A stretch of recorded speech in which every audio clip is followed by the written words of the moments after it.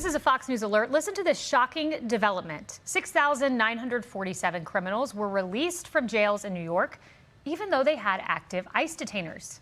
These released criminals, which immigration authorities were requesting custody of, included people linked to at least 29 homicides. That's according to the Department of Homeland Security. What is going on in New York? And this is before Mamdani's socialist takeover in January. I'm joined now by New York Republican Congresswoman Claudia Tenney. Great to have you. This is incomprehensible to me. People who immigration authorities want just let out in the streets of New York?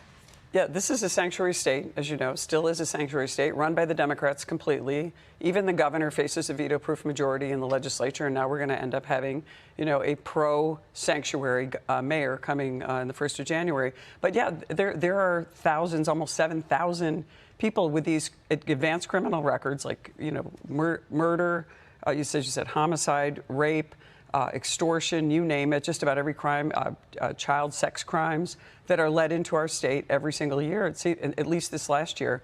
And this is all done under, and Letitia James, our Attorney General, was alerted. She doesn't care. She even goes after and is trying to prosecute any of the local governments who want to cooperate with what is called the 287G program. That program allows local police to coordinate with ICE if we have dangerous criminal aliens within the confines of a county or a city. She is interfering with that. She's actually prosecuting my home sheriff for actually cooperating. And my district in upstate New York 24, my entire northern border is the Canadian border. And we have had almost 90% of the people on the foreign terror watch list under Joe Biden were coming in across the northern border. So it's a very dangerous place and a very easy place for safe haven, especially with a sanctuary state like New York. That's unreal. Prosecuting a sheriff, meanwhile, people committing crimes in the streets of Manhattan behind me, just, let them go. That makes sense.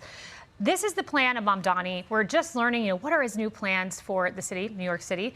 Here's what he says he wants to do with homeless encampments, a program that would wipe them away.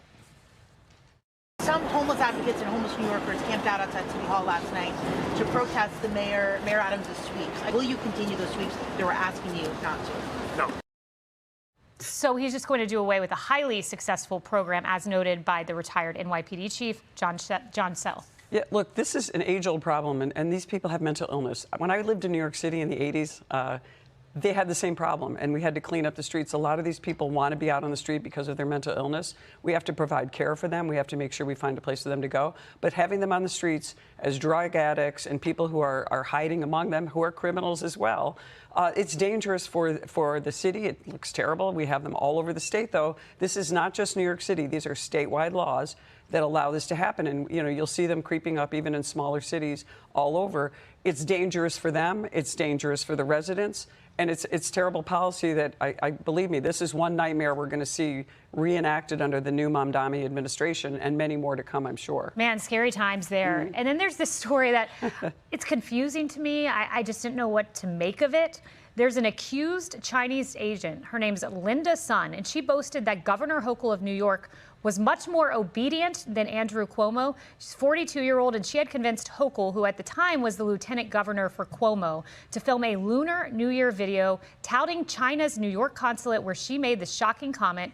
According to the evidence presented at the ex-Albany aides corruption trial, she is more obedient than the governor, the accused Beijing mole wrote to a China consular official. So how are Chinese spies getting proximity to government in New York? Lack of oversight, lack of vetting, the same problem we have with just about every other kind of immigrant that comes into this country. We have to have vetting. I serve on the House Intelligence Committee. China is our adversary. Many would argue our enemy. They're doing everything they can. They're not going to, roll tanks in they're going to come in via any willing New York State government official, any other state official, local officials, anyone that will let them infiltrate our systems and get access to our security. That's how they're doing it, and they've been doing it. Yeah, and of course, we all remember Eric Swalwell and Fang Fang. I won't go into the details there because it's almost lunchtime.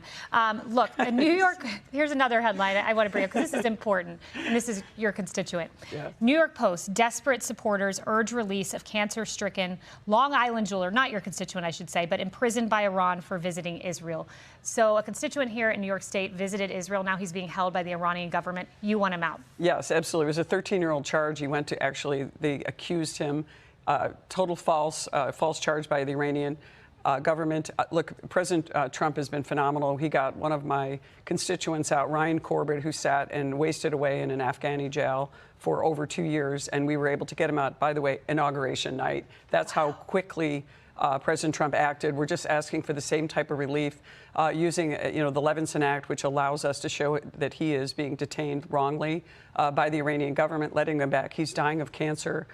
He was only there to see his son for his bar mitzvah. This is something that is really important that we get done, and I'm sure the president is going to do everything he can with his envoy to make sure that happens. And we're grateful to the family, and also my colleague, Democrat Tom Suozzi, and I led that letter to President Trump. But we're very hopeful that the president's going to make this happen. Absolutely. If anyone can, it could be President Trump. And that's amazing. Inauguration night release. Amazing story. Thank you so much, Congresswoman Tenney.